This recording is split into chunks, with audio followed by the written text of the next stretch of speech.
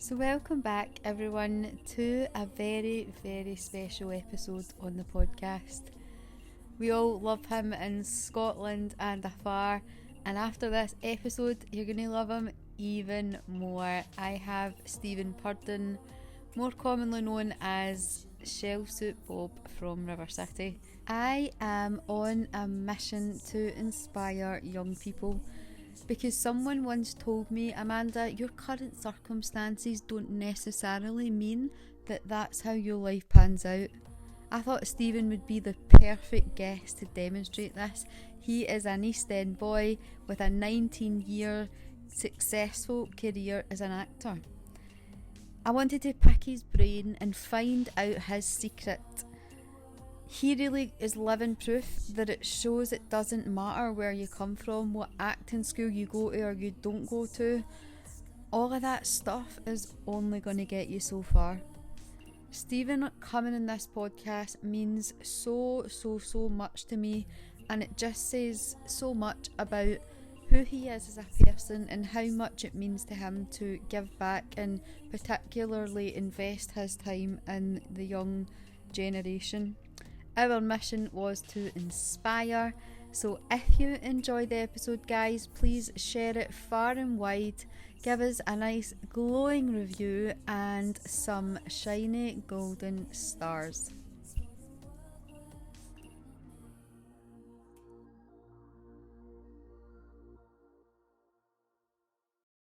So welcome back everyone to another episode with me, Mrs. Brain Trainer. We have a very special guest today and we're here to inspire. So the guest this week is Stephen Purdon, also known as Wee Bo for River City. Yep. How are you? I'm good, under pressure, man, here to inspire. As I said, I'm going into this school in the East End, and who's a more perfect person? Somebody from the East End who, because we get a bad rap, don't we, for from these council estates. I thought, if anybody's going to inspire somebody, it's somebody that's done it. And you've not just done it, like you've had a long standing successful career. Aye. What is your secret? I really don't know. I mean, I always think like back to when I started in River City, it still feels like yesterday. Do you know what I mean? Then you're talking about schools in East End, like St Mungo's. I've got a lot of mates who went to St Mungo's secondary school, so I've got two of my good mates I'm still pals with to this day. They went to St Mungo's and I went to school in East End, but I don't know, like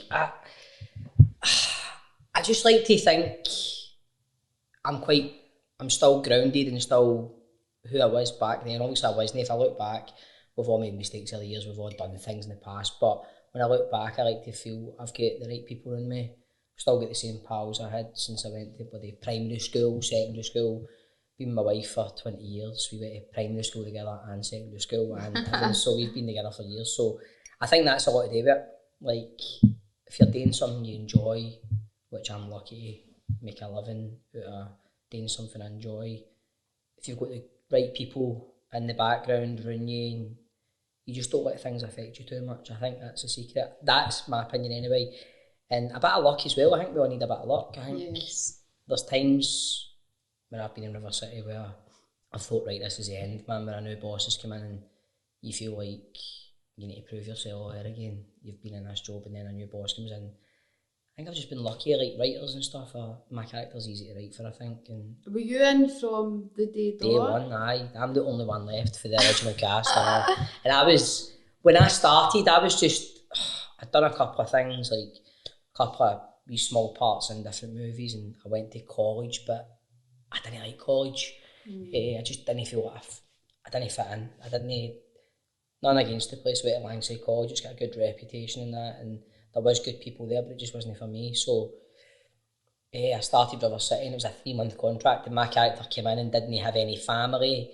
He was just a kind of go-between for Deke, who was like part of the Henderson family, who they were one of the main families in it. So I was just in and out now and again this wee guy who would shoplift like trainers and shell suits. That was his thing. So that's how he got his nickname. Everybody always thinks Shellsuit Bob, where's your shell suit? But I didn't really wear shell suits, it was because I stole them. That was the thing. And then I don't know what happened. It was just like I just kept getting my contract extended, and then I had a family in it, and then God knows, man, it's 2021 now and I still can't leave him there, do you know what I mean? So good. I thought we could start today with a bit of fun, right? Because I've watched you as Bob, I've seen you on podcasts with Big Kenny. I actually have to say thank you so much for sorting this for me. Your 2 episodes was amazing. 2 men sitting open, authentic, talking about your feelings, like we're moving forward. But I wanted to start with fun, right? Because watching you, it makes me feel dead nostalgic. It reminds me of stuff my granda used to say. I want to know, first of all, is it wee Bob? Or is it Stephen, or is it both? Like, you say things, right? Like, I've wrote it down. What does it mean when you say you've got a big Mick Jagger? Swagger. Everybody said that to me in my life. Like, honestly, it's weird, man, even at school, man. Everybody used to think I was a wee wido, and I wasn't. Everybody used to think, who's this wee guy, what about swagger? I blame my dad for that. He'd a swagger, so I think it's genetic, man. And what do you mean when you're saying a boot in the Davina McCalls? A boot in the boys. My granda used to say, away you up the apple and pears. Up the stairs, have you got any other up the stairs, big smile on your Chevy Chase, your face, Mick Jagger. Davina McCalls. See, my mate Grado, he says it all the time. He always goes on about when I say Grado things. Is hilarious. He's brilliant, but he always laughs when I say things like that. It's just kind of, I don't know, it just comes off my tongue for quick. And is that Stephen, or does Bob take some of that? No, I think that's Stephen. I've always been I like banter, I like having a bit of fun with people and having a laugh, and I don't take things too serious at times, but it's just probably Stephen. I don't think if I said that in River City, it'd probably get cuts. It's the BBC, you know what I mean? No reference to putting people in the balls and all that, you know what I mean? Because you were saying something with Kenny, it blue lighted, and I'm like, because we're from Glasgow and that we know what that is, that means you're getting to an ambulance. Get an ambulance, man. Blue lighted. I love it so much. How was your then? So you came for East End, Toll Cross was it? You started, and I've heard you saying, and I know because you're here, that the East End is got a special place in your heart. It always will, man, always. How important is it to you to keep giving back to where you came from? I love the East End. I love it. He's my boy now, my boy's 5. So I moved away from the East End 6 years ago, just a year before he was born. But I moved to Steps. And get a bit of banter, I thought, I'm moving to Steps and that, but I deliberately moved to Steps because when I was a wee guy, I went to school in Smithycroft. So the road going up Smithycroft, schools in Smithycroft Road. So the road up takes you up to Steps. And I used to always think I want to move up there because I like it up there. I used to always think when I'm younger, when I'm older, I'd like to move up there. It's nice with it's a nice area, but you're a 2-minute drive for there to the East End, so it's kind of far enough away out the way where you could think you're anywhere else. But I like the fact where instead of jumping on the M80 going somewhere, I like to drive down Coming Old Road so I can go through Ridley and through Canty and all that. It's comforting. For me, I've got great memories growing up. People always associate the East End with, and it has got a reputation for it can be a bit violent. There's a lot of poverty, but now, like I'm saying, it's 2021 now. There's places, I know people have got businesses in Duke Street, the Parade, it's becoming like the East End's West End now. You've got like places like Tebow, you've got the Nakadar Grill, you've got nice pubs as well. I don't really, when in the business I'm in, most folk are for the West End and the South Side. I'm sitting, I talk to folk and I take a pure pride in going, no, I'm for the East End. I love that. Were you always able to do that though? I think when I was younger, I used to be so embarrassed. I would hold back a wee bit more when I was younger. Even though when I was younger, I'd like to look back at my younger self and go, I was a bit more fearless. But you would be a bit more self-conscious of saying, right, I didn't grow up in the West End. I'm not for the South Side. I've never been to that pub in the South Side. I've never been to that place in the West End. I need to go there. I need to say my missus, Mum will go there. And then go to work the next day and go, I was there. Yeah. But now I'm like, no. It's so up there, I'm for the East End and I'm an East End boy and that's, God man, hear the way I talk now, I'm not going to hide it well, you know what I mean? So that's just what I'm, you know what I mean? So I think like it comes with age, that wisdom, because I remember back in the day, like going into maybe colleges or whatever, I personally felt like that, but now when you get older, you're like, exactly. And my mother-in-law, she still stays in the East End. My father-in-law does. My brother-in-law's got his business there. I've got guys who own pubs, I know, work down there. So for me, if I'm going anywhere and I'm going to see my mates, I go, right, I'm going down to Duke Street to see my brother-in-law who works in his garage. I love driving down there, I love going down there. But I think when you're younger, you've got too much to prove.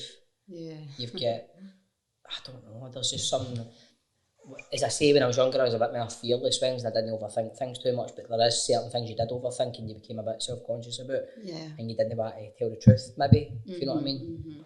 But no, now I'm like, aye, where did you grow up? I'm like, East End, aye, definitely. What would your message be to the kids at St Mungo's, or just other young people that feel like maybe aren't from the fancy areas? Like, what is it they need to know? I think you just need to be yourself, man. I think you just need to, when I look back at my younger self, there's things I would maybe have changed and went, right, there's times where you do things, stupid things, you maybe nearly go off the rails with certain things, but I would always look back, and if I was talking to younger people now, if you've good friends behind you, you got a good family, keep the people close to you, never be scared of where you're from, never overthink something, don't think you've got anything to prove, just be yourself. And if you want to do something, see if you want to do something and you do your best to try and do it and you still fail, you've done your best. Do you know what I mean? It's maybe not meant to be for you, it's no, but don't be too hard on yourself. Do you know what I mean? I think when I look back, I was always quite, I don't know, I would always be quite hard on myself if I didn't, like when I was younger, like before I get into River City and stuff, if I didn't like do well in school, I'd just, as much as I didn't really care about school, I would always at night go to bed and go, why did I not do this, why did I not do that? And I look back and go, do you know what, it wasn't your thing, so, but it doesn't mean, I mean, I did do well at school and I've had a good living in my life, so it doesn't necessarily mean if you don't do good at school, you're going to be a failure and you need to go down that road. Oh my God, that's what I'm going to preach, right? Mostly because back in the day, right, I think school curriculum, first of all, needs a serious update. All establishments, right? But back in the day, we Amanda, for example, I didn't know uni was available to somebody like me because I wasn't around people who went to uni, right? But what I'm going to say to them is, do you know what? See if you're creative. See if you, like, you can have a YouTube channel just now. It's not any less of a person or a podcast or going out and do art or do whatever you want to do. Like, don't so much who you are doesn't necessarily mean what your school grades are. No, it doesn't. I mean, I go, what's the highest thing I got for school, man? I didn't get higher. I sat higher English and I failed it. I think I was at higher history, I failed. I think I got a, what's the second one up for higher when I was school? Intermediate 2. Maybe that, and I thought that was... We're old. I thought that was the dog's nuts, right? Getting an intermediate 2 in history. I remember saying to my mom, look at that, man. I was like, that's brilliant. As I said earlier on, I went to college, I didn't like it. So, looking back, I was probably at a crossroads. I was working in the town, I was working in Cruise. My uncle was the manager in there, right? So I was right into good gear. And I didn't have two Tony Ropers to rub together. There's another one, Tony Ropers, and no copers to rub together, right? I'd hardly any money, but I'm going, right, I'm working in Cruise, I'm getting a 50% discount. My uncle's the manager, I'm the man, right? Yes. So see, college, when I dropped out of college, I was at a kind of crossroads where I'm going, right, I can keep working in my uncle's shop, which was the easy way and the kind of, I think my younger self wanted that, because I was staying at my mum's, I was getting like £400 a month in bank, spending blowing off my wages in the shop. But then while I was there and I left college, I got the phone call from a casting director who had seen me in a play, who says, do you want to come and audition for this? They called it, what was it called it? Just the soap, or the BBC, the Scottish soap it was called at the time. There was no title for it.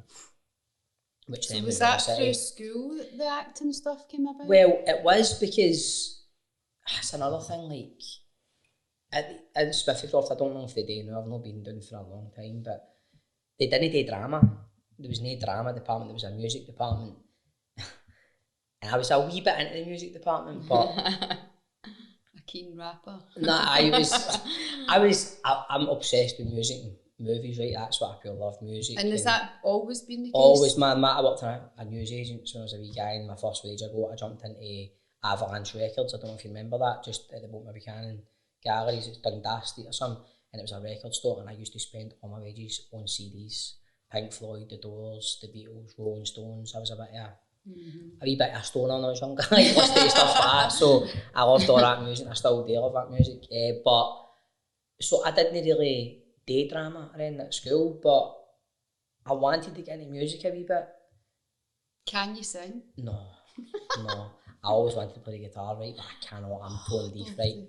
I'm tone deaf, I can't sing. But again, my guard was up. I didn't want to do music because I thought, that's not really my bag, I'm not into all that. I'm a bit a cardboard gangster, hard man, want to jump about with my mates and the other things. But then there was a director called Lynn Ramsey who done Ratcatcher. She was going to all the schools in the East End. She was kind of the same as Ken Loach. She wanted to cast people who'd never really acted before because she wanted that kind of authenticity, that kind of raw talent kind of thing. So I got a call back for that in school. That was like me and a few of my mates like that. Do you want to go down and see? Because you didn't need to go and do it, it was optional. I was like, I'm going to do it. I won't go and do it. And really we're going, right, what if we got double science, double home keys, let's go down and do it, and it gets us out, you know what I mean? So, so we went down and done it, get a call back, get another call back, and then got offered the main part, which was the main part James that William Eadie ended up doing. 24 hours, 48 hours before we started, I got a phone call saying they've changed their mind. And I was, honestly, man, I was gutted because I told everybody in their granny, I'm getting the main part of the movie, man. And all my mates, that's cool as fuck, man. I know it's brilliant, man. But it didn't, it wasn't meant to be. But that was my into the whole acting world because of what had happened and I didn't get the main part after getting offered it. They then kept me on every day. So I was there nearly every day as a stand-in while he was away getting his makeup on or getting a costume change. I was doing camera tests. So when I look back, the kind of stuff I picked up was, the experience was unbelievable because I'm going, right, wow, man. I'm like, right, there's a camera there and there's a camera here. Right, so that's shooting him, I'm here, hit my mark. Right, this is everything, angles, crossing the line as directors, everything. I was going, right, wow, man, this is mental, right? So this is brilliant. Was it scary but exciting? I was buzzing. Again, like I said earlier, I think because I was younger, I was like, I'm right into this, man. Boom, right into it, it's brilliant.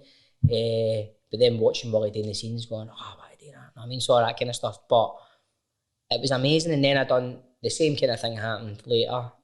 About I've heard 3 or 4. Kept just getting so it was between me and Martin Compton for Sweet 16, so it was kind of, I know Martin, me and him going really well, and it was like, then I thought, when it was always me and him getting asked in for the auditions together, we were talking together, doing scenes together, down to the last 8, down to the last 4, down to the last 2, went in and seen who it was Martin going, right, it's between me and him, got the phone call, he didn't get it, gutted, but I got a part in that, and again I was picking up all these experiences I've been on set, which was giving me an itch to date more. But then I think that's how when I went to college, no disrespect, and I'm not being a very big boss, I just felt when I went, I don't want to be standing doing woodwork and building sets, and I've been on film sets, and I'm not being arrogant saying that. I just don't think it was, these boys were kind of,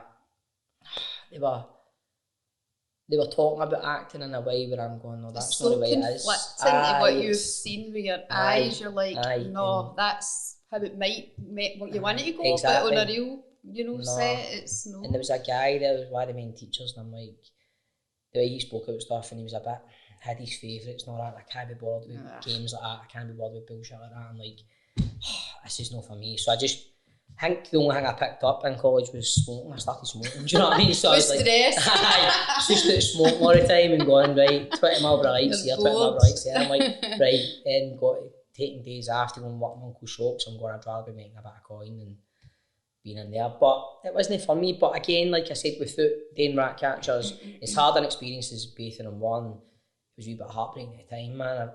I look back and go, that was my education, really, do you know what I mean? To go, right, that's what I want to do, and then, but it's no easy just saying that's what I want to do, because after Sweet 16 there was about 2 or 3 years past where I was going to college, got to my uncle's shop, and going, this isn't going to happen, man. Then River City came on, but then with River City coming along, it was like, again, that was for me, that was meant to be.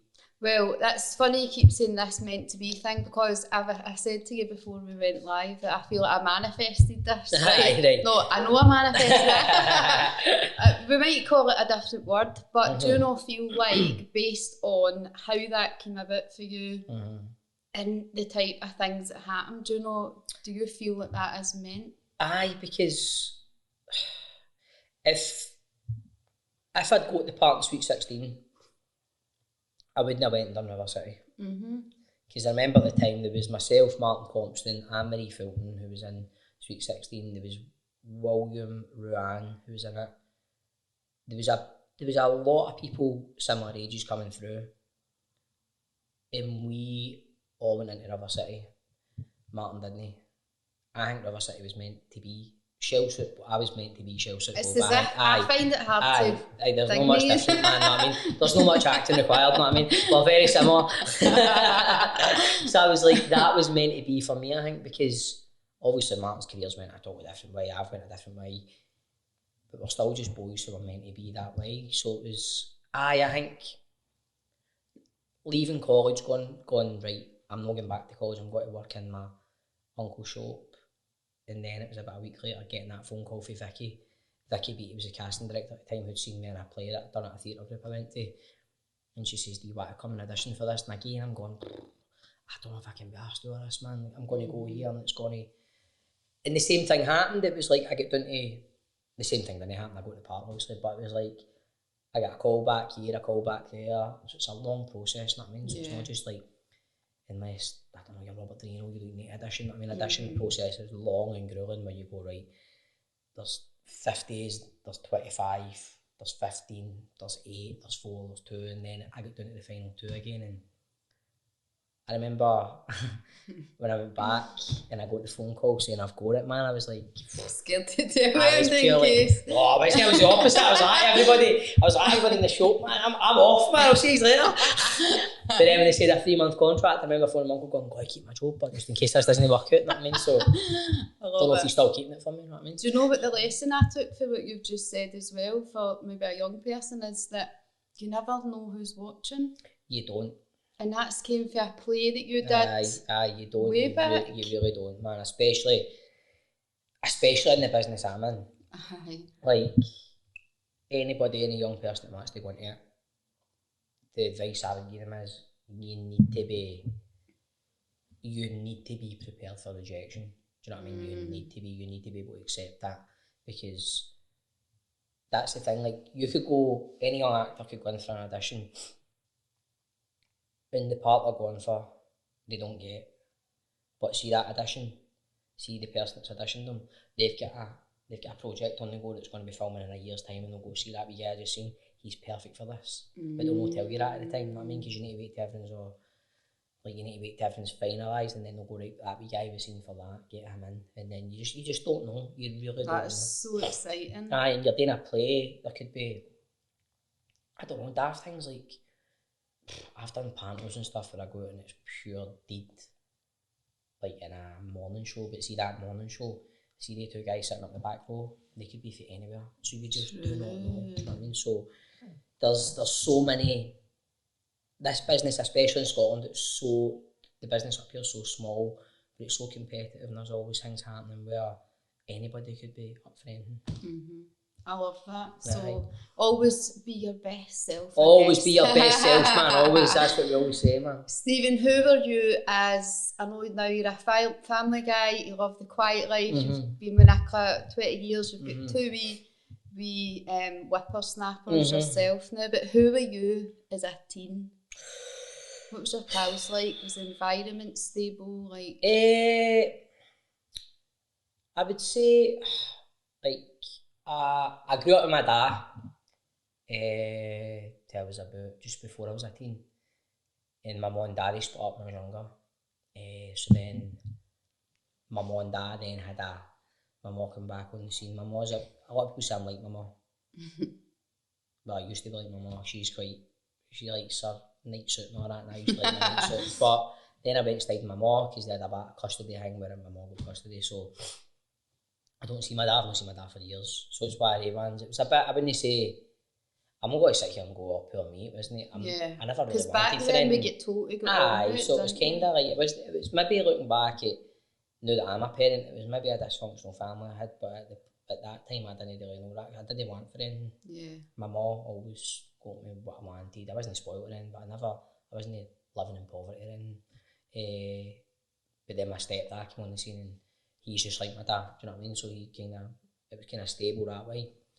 But I think as a teen, I was quite always on the edge of being a bad boy, like being a bit, getting into trouble, doing things I shouldn't be doing. But me and my pals were quite sensible, but like everything else, you wanted to explore booze and women and all that kind of stuff. So growing up in East End, like I said to Kenny, trouble was there if you wanted it.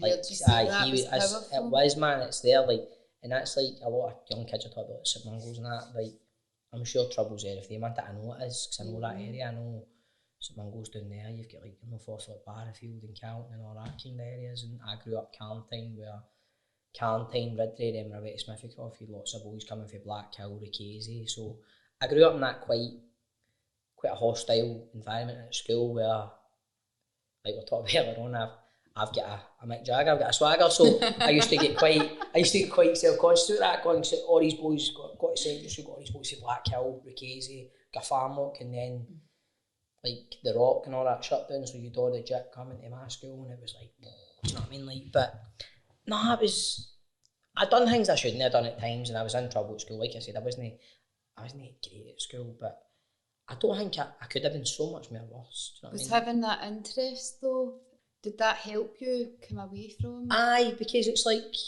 I'm still, like, me, Tam, Dale, Bert, Marcy, that's my mates, and I've got Paul and Swig who went to the Mungo, but we all went to Smithycroft. So they're still my best pals to this day. We're still pals. We see each other nearly every other day. We talk every day. We get together for the football. Well, obviously, for the past year we've not been able to, but we all stuck together. We've all grew up together and we've been through a lot of stuff together. But we never really, it was me and Tam, who he was my best man at my wedding, I was his best man at his wedding. We were the last two boys left at school. So at that point when it came to like 5th year and 6th year, you know who you're a wee bit more. You can relax, 1st year, 2nd year, 3rd year. And in my head, you're just trying to survive. You're going, I'm just trying to not get my James Blunt kicked in, you know what I mean? You know what I mean? Like you're going, I just want to get to school and get down the road, man. You know what I mean? Make sure my new bear gloss just not got a slash on it or anything, you know what I mean? It's that kind of way. But then when you get to 4th year, I think 4th year, 5th year, when I was at 5th year, that's when me and Nicola started getting together.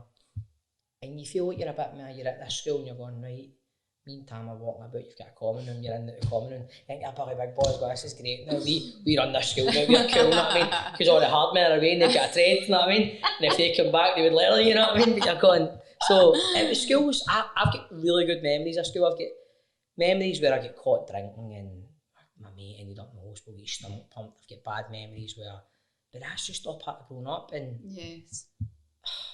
I put that down to life learning, experiences. So, aye, but as a teen, I think growing up at school, I was a wee bit maybe lacking in confidence, but you would never tell anybody that. But there was other boys that go, what the size of them? So I'm a wee guy, you know what I mean? So you're going, I'm a wee guy, and then you're getting into PE and you're getting changed and all that, and guys have got pure hairy oaksters and all that, you're this wee guy going, what am I, you know what I mean? But it's like, all that, the usual insecurities that everybody's got, but now looking back, you go, I know my boy's going to go through that, my lassie's going to go through that, but it's just part of it, isn't it? It builds your character. And that big boy who I'm looking at the other side of getting changed, he's probably insecure, he's got hairs everywhere and all that kind of stuff. Well, that's what you learn when you're older, isn't it? Everybody's up there.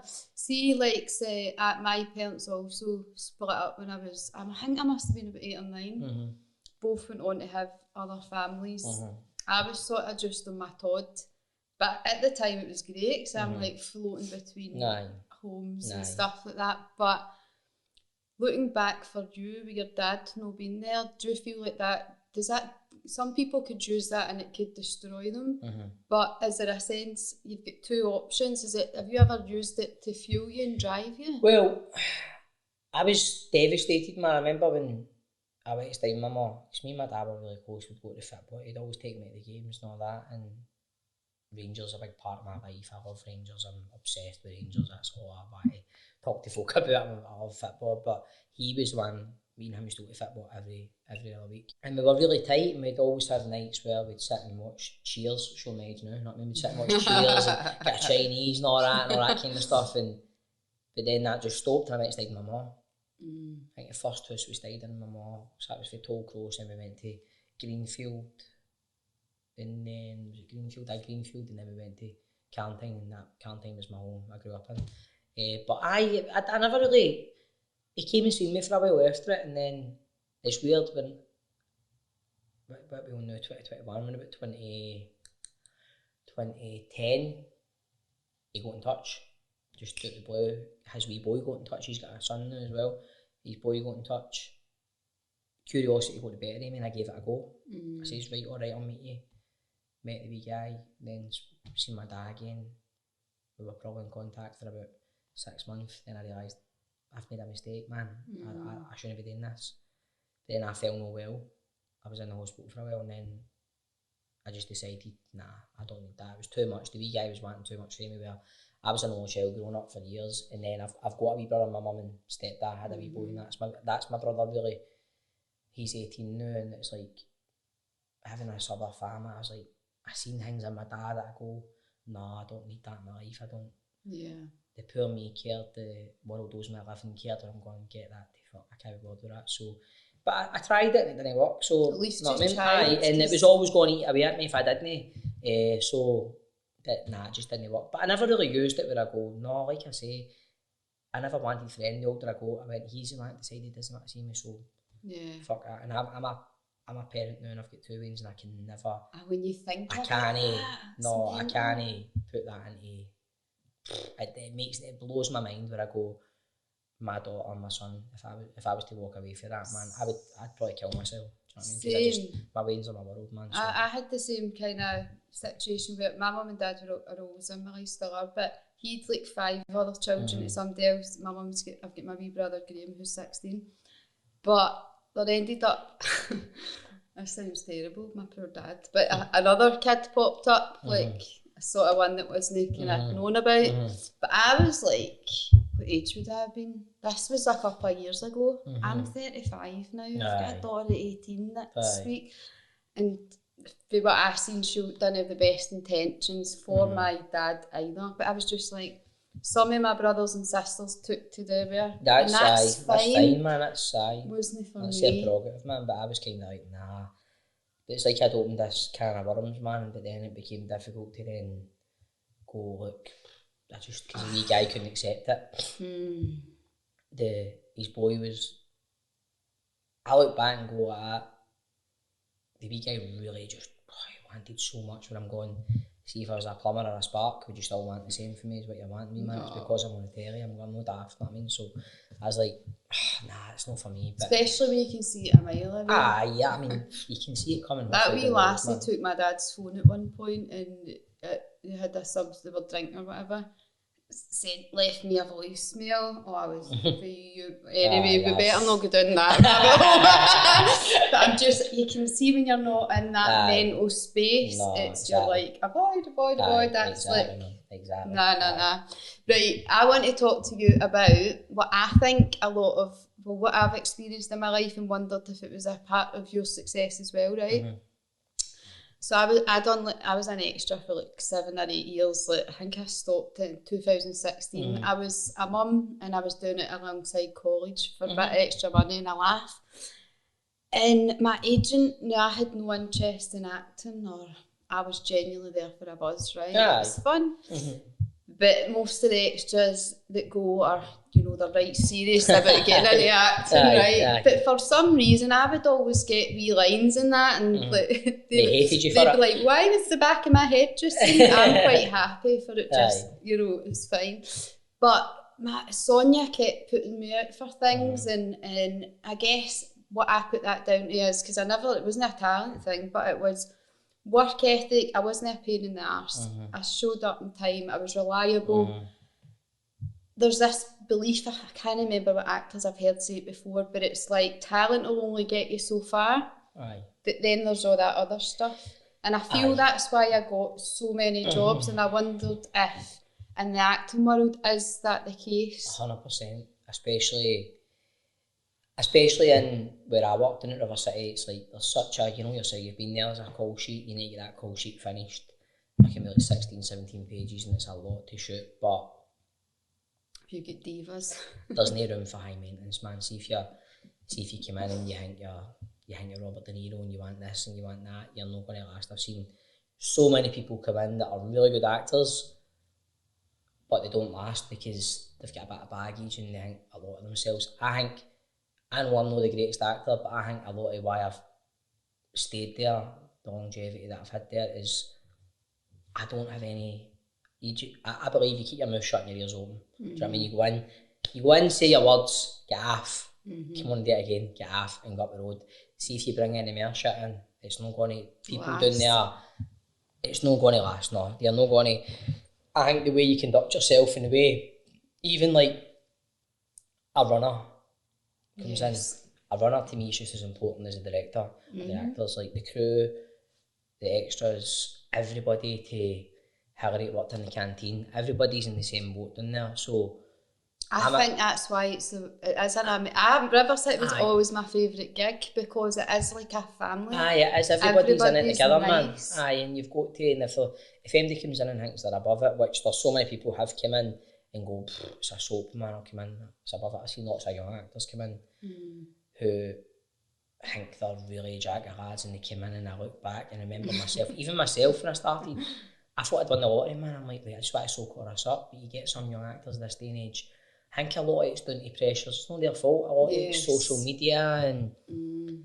the way they need to carry themselves, and they think it's all, I just don't buy into that. And I'm like, if you come down to River City and you're a young actor, you will learn so much. You'll learn so much. And you could use it as a stepping stone, but see, while you're using it as a stepping stone, don't disrespect it. Do you know what I mean? So, because it's a place of work where a lot of people just care about it so much. The reason I asked you the question, going back to thinking about the young people, right, is that I think like that, specifically younger people brought up on social media, I hear it from I've heard it from my daughter in the past, where it's as if they feel like they need to be excellent straight away.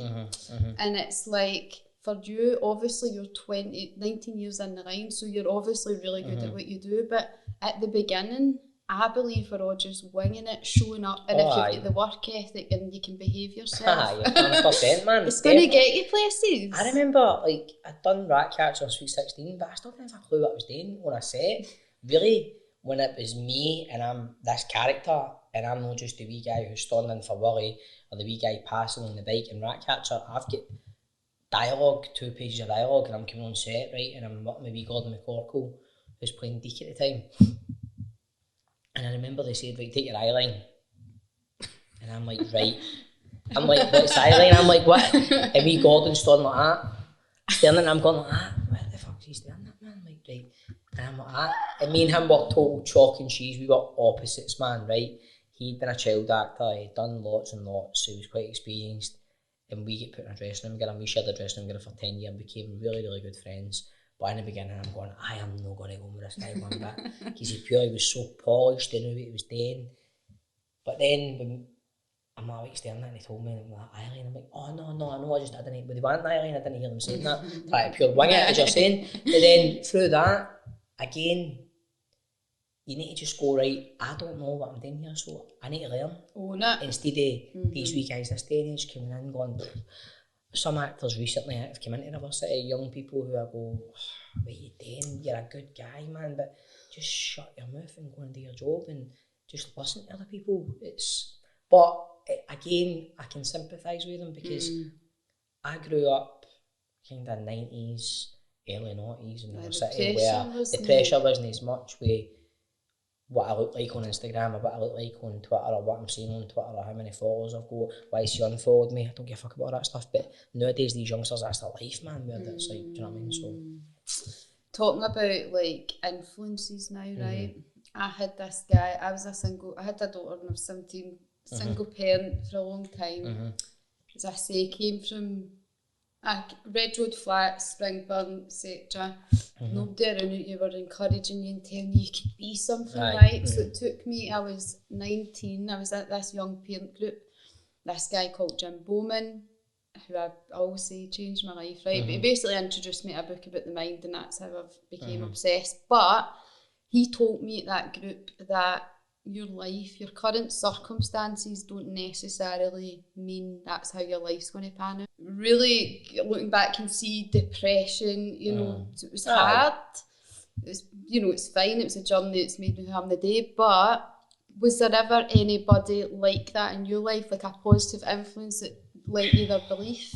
I would say, looking back, you think of your parents, obviously, but as I said earlier, my dad in and out became my life, and then my ma she'd her issues as well. So see, throughout my full time, like being in River City, and really, my mum and dad would always push me to go to my theatre groups and stuff. Like I say, my dad, my stepdad, they'd push me to go to my theatre group all the time. They'd always take me, drag me off.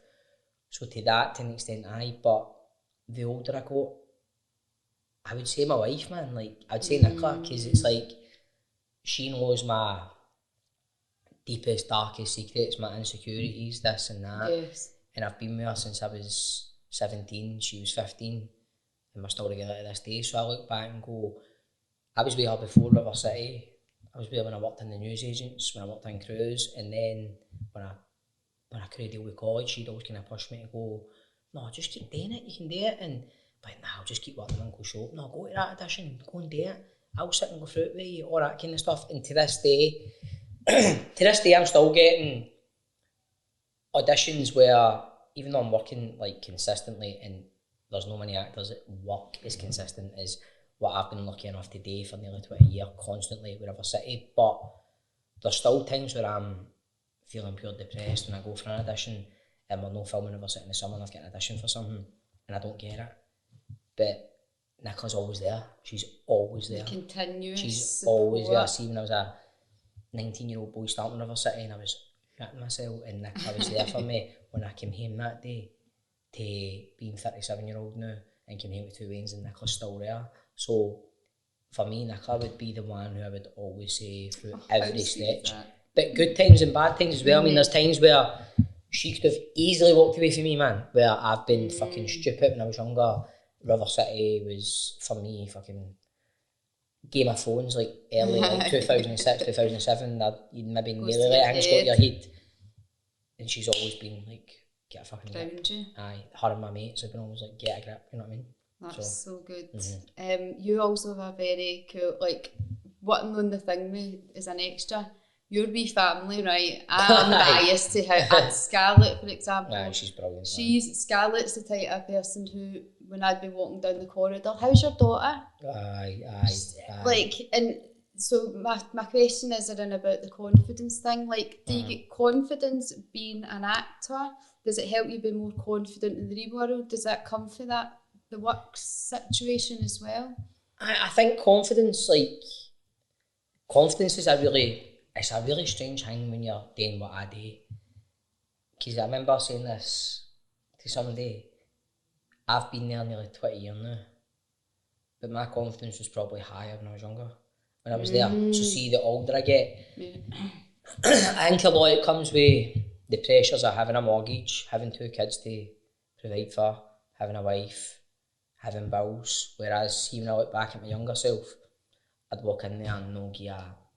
Whether it's a good thing or no, I don't know. Maybe you care more, you rely on it more, because it's your bread and butter, and it's my kids' bread and butter.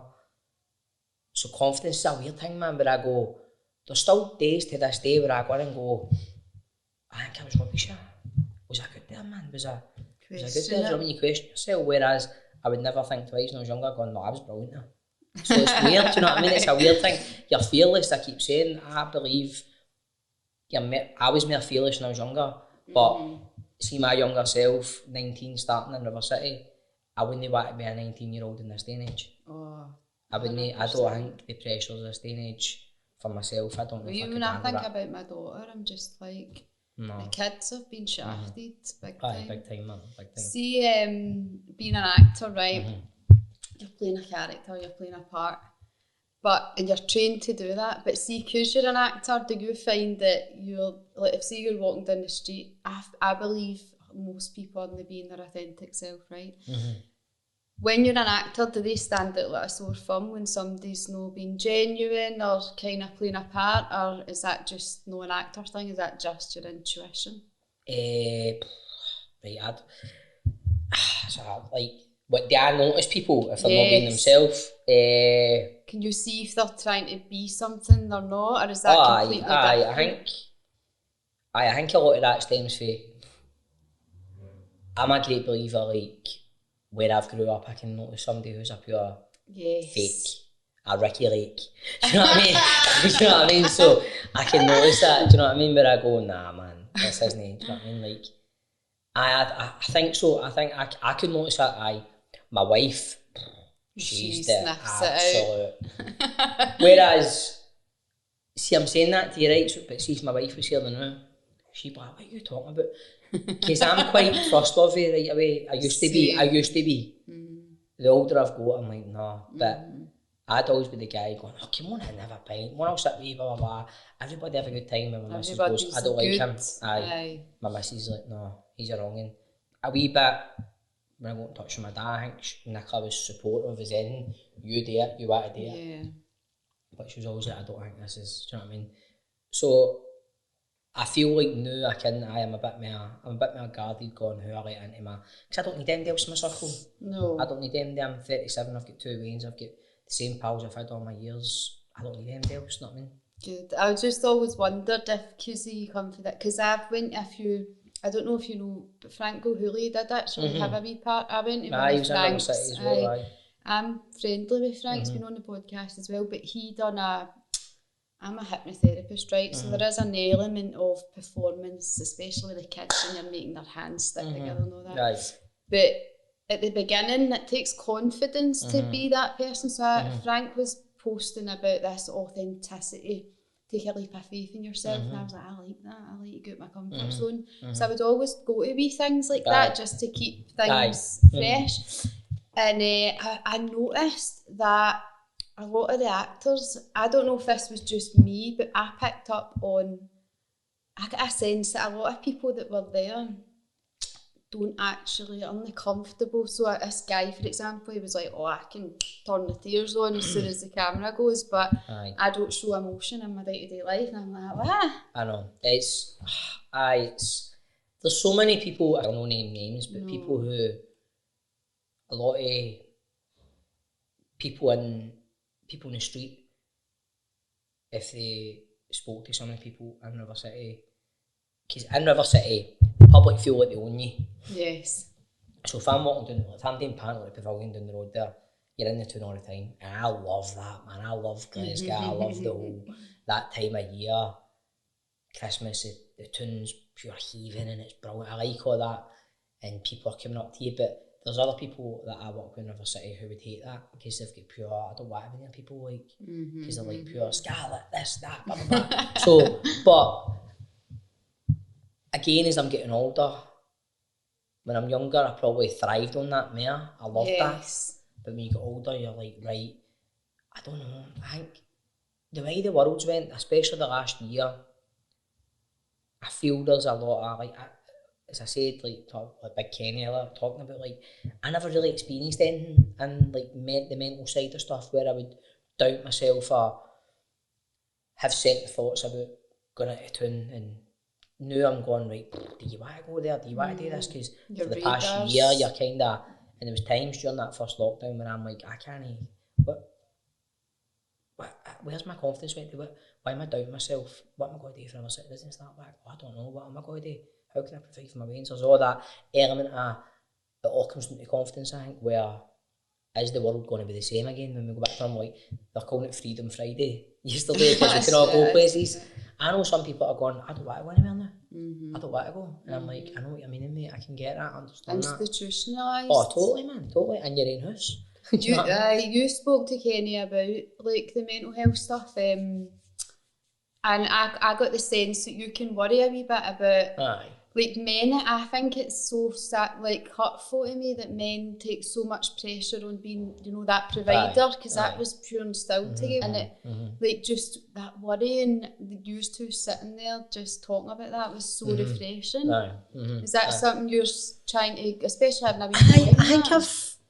I think me and my wife, we talk about it a lot more now. Me and my mates talk, well, when I done the podcast with Kenny, my best mate Tam, he texts me right away, is there something you want to talk about?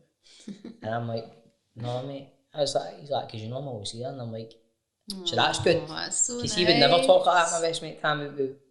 Well, we maybe would, but it would take a few beers, you know what I mean? Aye, so there is, I mean, I'm a bit of a worrier. I think we are. Yeah, it's that, the brain's built for survival, isn't anybody it? that tells me they don't worry about things, fair play, you know, but I don't believe you. Do you know what I mean? But it's like, especially that time, there was, I remember before, uncertain. just on the cusp of the lockdown, where we shut down at River City, there was a kind of, we were all quite delirious, man. It was like, I don't know, when school getting shut down, we're all buzzing, going, right, we're going up the road now, we're going up the road. We were on set all day that day. Me, Scott Fletcher, Ian Robertson, the three of us were in scenes all day together, and we were like wee wains, we were giddy, going, this is mental, what's going on in the world, this is mental, we're going to get shut down, man, we're going to get shut down. Then, the end of the day, the boss came on set and told us we're shutting down. We're like, right, cool, we can get changed. In the motor driving home, it was like a come down, man. It was like it was like a Sunday morning when I was like 23 again. Do you know what I mean? I'd done it all weekend or something. I'm going, what is happening here now, man? And I remember getting home and I was like so down. But then we got told we're only out for 3 weeks, and then the lockdown happened. And I've got really amazing memories for that first lockdown, family memories. But then halfway through it, there was a wee switch where I was like, what if River City never picks up again? What am I going to do? What's my purpose? What can I do to provide for my family? So there was that self-doubt, man. You're going, I've only ever been an actor all my life. I don't know what to do. Yeah. Do you know what I mean? So I think it was a good thing, and it did make you kind of, as I say, it's the only time I've ever really experienced anything like that. And Sanjeev Kohli, who's in River City, and he was in the Eden still game, he suffers from mental health issues quite a lot as well, depression and so that. funny, you know, because when you're on set with him, you would he's never, the funniest guy in the planet. I've known Sanj he gave me my first gig, my first job when I was a wee boy. He gave us a job, and it was a thing called Overnight Express that didn't really take off. But I've known Sanj a long time, and he's a deep person, man. So he was somebody I spoke to during it, because he'd done an article, it was in the paper, and I remember reading it, and it was like I'd written it, because it was what I was feeling through and I was feeling. And daft things like going 2 and 3 days without a shower. Yeah. That's never me, man, that's not me. But I was just going, what's the point getting ready today? What's the point in having a shower? And I think it's the dips and ups, but in it, even like me with Hunters have tools, you know what I mean? Work with the mind, studied it for 16 years. But I go, see if I've got 5 half decent days out of 7, you're doing alright, Amanda. There was times like that. There was like a Sunday night having a drink, Monday night having a drink, waking up at 12 o'clock on a Tuesday, the rains are down the stair there at the back. Then you're going, right, get myself together, get a shower, paint the fence, doing things in the back garden, playing with the rains, and then 2 days later feeling like absolute shit again. Going, when's this ever going to end? Do you know what I mean? Like, it was like somebody's up there just like doing a mental health test on the world, man, where you're going, are you going to get through this, man? And you're like, but then you look at the veins, and I look at my wife and I go, well, I'm a father, I'm a husband, I can do this, man. See, for us, it doesn't start with being, I'll provide for my family, because it's in you, you're the same, I'm the same, you're going to provide for your family no matter what. So if I need to go and drive vans at Asda delivery, I'll do it. Especially somebody like you, like what I'm noticing if I've started speaking to you here is you're a grafter, your work ethic. Way back though, was that instilled in you? Or? Do you know something? I just always, I don't know, man, is it down to money? I don't know, always wanted to have my money. No worry about it. I just wanted to have, I remember when my mum and dad, they moved to Steps when I had my wee brother, Jack, he's 19 now, Jack. and they moved to Steps, and I remember it was a big deal. So my dad fits gas central heating, he's a plumber, fits gas central heating. My mum doesn't know, she's in the jobs. And then they had my wee brother, they moved to Steps, and I could see the pressure on my dad, man. It was a big thing for him, man, moving to this big house in Steps for what we grew up in Carntine. And then when I was in River City, I remember just helping him and going, I'll buy that, I'll do this, I'll buy that table, I'll buy you the telly, and on together. And I think even before that in Carntine, when I worked in the news agents, I'd still want to have money to give my mum and help my dad, because they were skint quite a lot of times as well. So that, I think it's just in you, man, that way. But no, I worry about, I'm a weirdo, man. I go in the bank app and see what's coming off the bank this week, and Nicker's knitting, man, she hates it. She'll go to the shops and I'll get a notification that she spent 40 quid in Zara and go, what'd you buy, Zara? She's like, see you, man. But I'm just obsessed with shit like that, do you know what I mean? So it's just weird. in you. But weird, do you know what? It probably serves you a hell of a lot as well. It's weird, man. I'm obsessed. OCD with shit like that. See, Stephen, you've had, just keeping it on the kind of mental health side of things, you've played some seriously challenging roles, right? I was about at the time when Stella had cancer and all that. You've had your best pal die. You've had, there was another big one, it's just left my mind, right? There's been so many, man. I can't even remember half of them, but I'll think of some of them, man. I had written it down, but it'll come back to me. Getting into that, right? Fair enough. Like you're trained to an extent, and then you need to obviously maybe embody it to a certain degree. So you're trained a wee bit to get there. But do they teach you how to switch off of that, or is that something you just need to build on? Well, that's another thing, kind of going back to sitting around with actors and having the calls to say for the extent. The what? The depression. Aye, that's one that I remember really well, man. But it was, looking back, I'd love to do that now.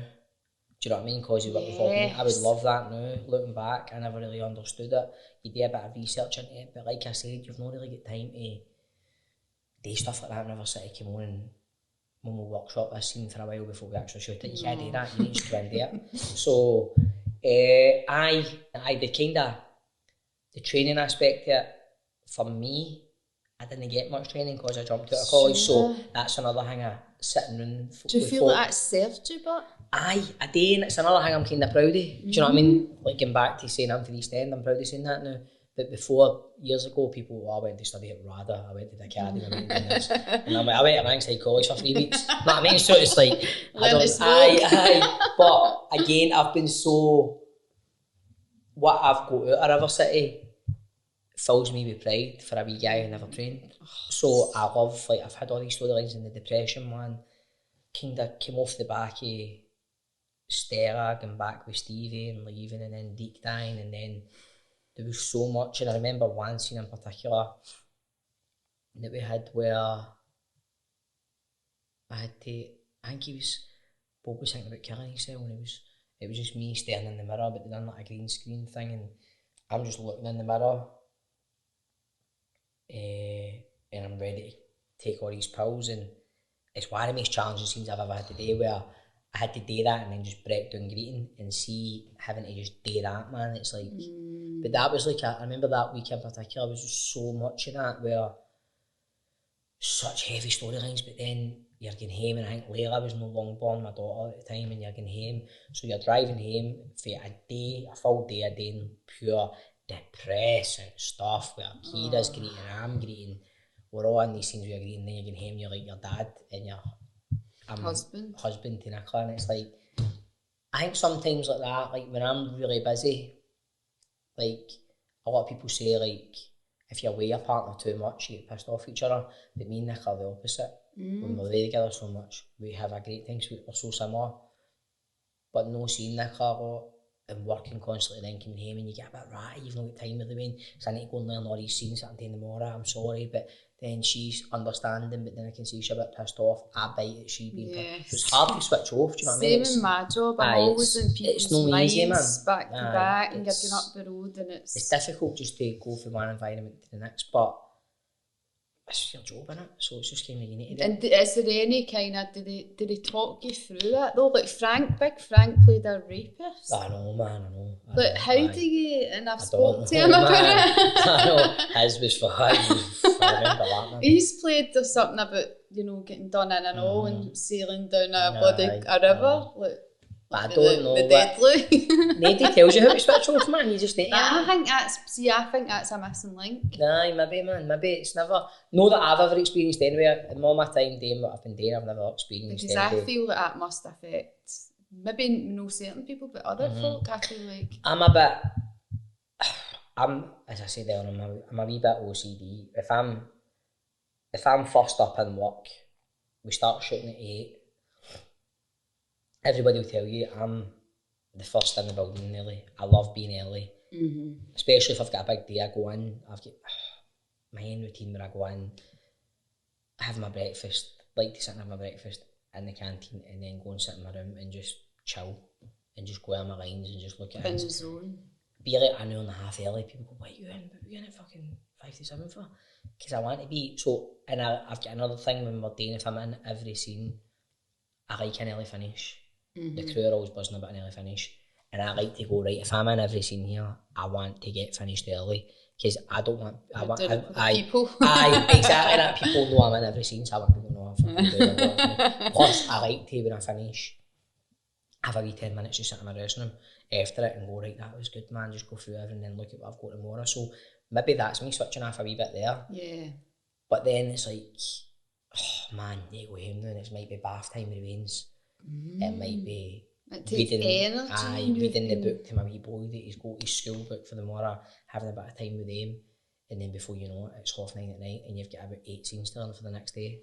So it's difficult, but I enjoy the pressure of it. I enjoy all that as well, and I get a bit of a kick for it. Yeah. It saves me being what I was like during that lockdown when I'm just sitting doing nothing. I've never been used to no doing nothing. Do you know what I mean? So and like learning lines and that, I think that'd be. I'm doing like a wee TED talk kind of theme for this school, and I'm like, it's my story, so I can always fall back knowing that I don't need to worry too much. But for yous, it's.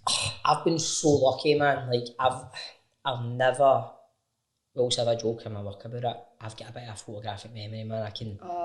Everybody has got their own styles, their own techniques. Where I know there's so many people in my work who, that me and Jordan Young were talking about it last week. We had a wee Zoom call, me Jordan last week. We were having a wee chat, we catch up, and he'll map out what he's doing that full week. And if he's got a big day on Thursday, he'll learn it on the Monday night. See, if I've got a big day on Thursday and I learn it on Monday night, I'll not learn it. I'll not go in. I always just need to learn the night before. And even to an extent, I can learn it when I'm on set. Like, we can run through lines and I'll read it and then I'll go away for 5 minutes and learn it. It's because I've done it for so long, but it's like I've done... your brain's trained to do it. It's a muscle, basically, you know what I mean? So I've done it since I've been 19, so learning lines, lots of folks say that and go, it must be so hard, but I've never found it hard. The hardest thing for me in my work, I would say, is when you get scenes where you need to start greeting. See it just turning the tears on like that, man. It's solid. It's hard. It's hard, man. It's very hard. And did they put the wee things you on can use that, but a lot of directors kind of frown upon that, because I think, and I can understand why. I think if you use that, for example, say you have to start greeting halfway through a scene. If you use that stuff at the start of the scene, your eyes are going to go watery before it, and it looks a bit, I don't know. It's probably so is better to get into an emotion anyway, so that comes through. See, wee Bob, your character, he's given you so much. What does it mean most to you, Bob? What does it mean most to me? I think just everybody knowing who he is. Somebody says shellsuit Bob. Most folk in Glasgow and Scotland know who shellsuit Bob is. So, like I said, that makes me proud. I like that. Like, if River City turn around and go back to me next week, like, Stephen, your time's up. I've had a fair kick of the ball. I'd be gutted, but I couldn't complain. Yeah. I've made the character, not just me, the writers have made the character, whatever, but I've put my stamp on who he's somebody that people always know who he is. And he is well, like how you've managed to keep him light. I don't know MD that doesn't like him. Mistakes doing the writing, but it's not me. Do you know what I mean? It's the writers, man. But it is like, if I came away from it, and the one thing I'm proud of is like, most folk know who shellsuit Bob is. That can only be a good thing. Do you know what I mean? So, people, young people, and I've been there myself, they worry about stepping away from the crowd, right? A lot of people have got the I am no good enough belief, right? And worry about, if I go and do that, then I'm different from all my pals. And I've actually recently, and I'm no anything, I found something I love. I've started a podcast on a YouTube, and I was recently on like a documentary with Darren McGarvey, which came through something with Kirsty Strain voice coach. My voice love coach, Kirsty, right? man. Of course, it's amazing. She's class, man. I'm noticing a few people behaving different to me, and I'm like, I'm just with Amanda. You know what I've been through, and I'm just trying to get a better life for my daughter. Have you experienced that? Aye, and you know what, man? And Nicola's a great sounding board for me, man, if I think stuff like that. And you know what I find it is, man? It's jealousy. It's jealousy. hard. It's jealousy. See, if somebody's acting different to me about something, if I'm doing something a bit different, and they're acting different with me, even though they know who I am and we've been through so much together, I just put it down to their own insecurities and their own insecurities and a wee bit of envious of you that you've got the boss to go and do something a bit different and do something that you want to do. But if anybody comes to me, my mates or whatever, and they say they want to go and do something, fair, more power to you, man, go and do it. So exactly. See, if you're happy, I'm happy. You're my mate, and if you're happy, I'm happy. And if you want to do something that makes you happy, then do it. The thing with Darren was based around class, right? And that was actually his thing. It was people for Pollock would give him a hard time if he started speaking a bit better. But then he was feeling it like posher people were looking down on him, and I was just like, damn, like just be you. You're kind of caught in a place. I said, why don't you just do what actually is good for you? There is, man. There's still definitely a class problem where, like you're saying, Darren's kind of caught in a kind of, his mates kind of looking at him differently. He's got to do something, but then when he's trying to do something, you've got people from an upper class looking down at you. Is it more a him thing though, or is it actually? No, I think it's them, man. It's not him, man, because he's doing something he wants to do. So see, if I'm doing something I want to do, see the more if I want to go to uni and trying to be a lawyer, and I've got all these people above me looking down at me going, what you do? I'm going to go, well, I'm trying to do what you do. What's the problem? That's what I was because trying to I sound different. Do you know what I mean? So what if I learn everything you've learned and I still talk like this? I know. What makes you any better than me?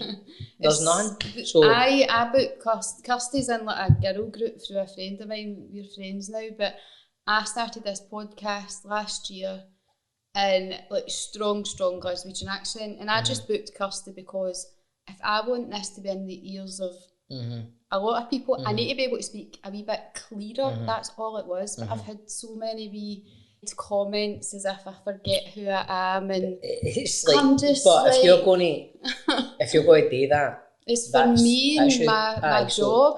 I'm growing, and there's nothing. It's different. I've no time for shit like that. Honestly, see people being like that, and Kirsty's crying. She's she's just the best person. She's a brilliant actress as well, man. She's brilliant, man. We done a movie that's still not been released that we filmed 5 years ago or something. Aye, 5 years ago my son was born, and me and her had a good few scenes together in it, and she's so good, man. She is a voice coach, but as well, I didn't know she was a voice coach. So impressed. That's class. She knows I like the banter, and she'll talk to me, and this is very Marks and Spencer, and her excellence at what she does is off the charts. She's class. She's a good person as well. She's got a good heart. She's a big Rocky fan. Everything's to do with Rocky.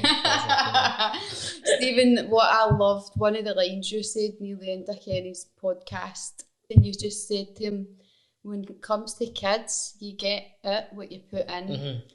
How important is routine, teaching, discipline, making really learn that, do things even if they don't feel like it? Is it something you take dead serious?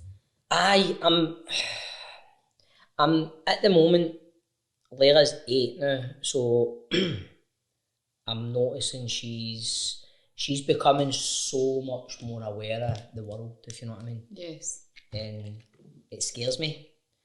But I did, when I said that to Kenny, I do believe that, I do believe that, and I think a lot of that comes from my own relationships with my own parents, where I know me and my mum have always had a turbulent time, where I don't know, I've not got much of a family. I'm a bit, like, my family's no big, I've not got a lot of uncles or grands or whatever, so when I got with Nicola's family's massive, and they're all very tight, and that was a foreign world to me. Like, see families doing things together. Like, my family's mental. You don't have any family parties or anything, do you, Jack? My family's try to fight with each other and that, and argue with each other and bitch with each other and fight with each other, and like there's no minis, and I'm like, I can't involved with that. So I get what you put in. I always wanted to have kids, and I always knew me and Nicola would have kids. So I want this. I just want me, Nicola, and the kids are like, I just want that to be. I try and be the best that I can possibly be. Do you know what I mean? I've had times where I maybe, as I said a few times, when I had frails nearly when I was younger and couldn't have had the family I've got now, but I have got them, so I'm so thankful. And I spend nearly every day, and my wains are like everything. Basically, you've got kids, it's the same thing. So I do believe if you don't bother your arse and you don't do anything, if your wains turn out a way that you're angry about, there's only one person to blame, that's you. Definitely, so. And I think, like, for the type of kids that are maybe going to hear this, our job, right, is to break the cycle. That's what you've done. When you know better, you do better, and you try and do your best for your children. And it's about, a lot of these kids are maybe going to come from the broken families, like, and stuff like that. And I'm just trying to get across that your job is to break the cycle. You're going to get your power up if you're like, poor me. See, the world's not gonna just give you a living and just give you something. But the flip side of that is, if you come from a bad area and a dysfunctional family or a broken home, there's no rule anywhere where the world says, because you went through that, you can't do this. There's no rule for that. I know so many people that have had drug problems and they've nearly lost everything due to like cocaine and stuff. I know one guy who went through so much with cocaine that he nearly lost everything, and he's a lawyer now. So stuff like that, it's like, there's so many things where no matter what you do, like, if you do stuff bad when you're younger, or you come from a tough place or a broken home, you can do anything you want, as long as you apply yourself and you care about it and you give it, like I said earlier, if you get your best, there's nothing else you can do. See, if you don't get what you want, as long as you know you've gave your best, there's nothing you can do. I think you can change now. Like, you can die in a second, you can fall in love in a second, you can change as soon as you just change it up there. Like I said, man, like, if River City said to me tomorrow it's done, I'd be gutted. I would need to then go and find something else to do. Would I keep acting? Maybe. Is that secure enough? Am I going to get another 20 years of consistent work? Highly doubtful. So I'm going to need to find something else to do. And I would find something else to do, but I don't know what. But it doesn't mean to say because I've been an actor, I can't go and work in Asda. I could go, see if I had to go and work in Asda. There's no shame in that. People work in Asda, you work in Asda. I'd maybe need to do it. So, what is next for you? Like, say, hypothetically speaking, like, what would be a dream role if it was acting, and would you maybe dabble in music if it was? Well, not right now. I'm trying to do a bit of it. I'm writing something now that I've been writing for. Excuse me, I started writing something about, when did I start now? About 3 months ago. I've always had this thing in my head that I want to do. So I've wrote half of it, and I need to, because the kids are off Easter holidays, and I've not had much time because the last 2 weeks have been the Easter holidays. But writing's a bit, again, Nicola, going back talking about Nicola, I've always thought I'm not clever enough to write. But my full world, I've been surrounded by scripts nearly every day in my life, so I kind of know the structure, and Nicola really pushed me, going, just do it, go and do it. So I've been doing that for the past 3 months or whatever, so I want to do that, and then I'll maybe send it to a few folk and see what they think, but we'll see. That's exciting. We'll see. I've got half it written, it's just like a kind of sitcom thing I want to do, but we'll see. What do your kids want to be? Are they into it? I can see Layla getting into it. Looking back at my younger self, I would like to go maybe have a bit more, something else behind me, in case it went wrong. So if Layla wants to go in that road that I'm in, I mean, she's only 8, but she goes to dance class, drama class. But if she does want to go into it, I will let her, and I would push her, and not push her, I would just let her do it if she wants to do it, and I'll encourage her, but I'd always make sure she gets something else behind her as well. Yeah. You know what I mean? My boy, he's only 5, he's 1 minute he's Iron Man, the next minute he's bloody Messi. He's fine, man. I just leave him his own device in it. And you can be any age, don't you, when you actually realise or know. He's got a taekwondo classes and he's giving him absolutely kicking he done all the time on it, so he's just he's alright, man, he's still young enough.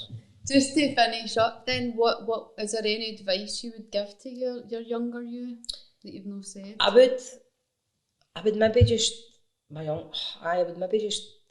looking back at my younger self, I'd maybe just said, look, don't worry so much. It's going to be alright. Everything's going to be alright, and just don't worry, man. Like, and I still do worry, but not to an extent where I care too much about what people think. Mm-hmm. When I was younger, I think I had too much to prove to folk, and I don't know, like, you're kind of going against the grain a lot, where you're going, right, just be true to yourself. But so many times I look back at my younger self, I'm doing things just to please folk, or try to just an easy way out, where really the easy way out within yourself would have been just to be honest and just don't.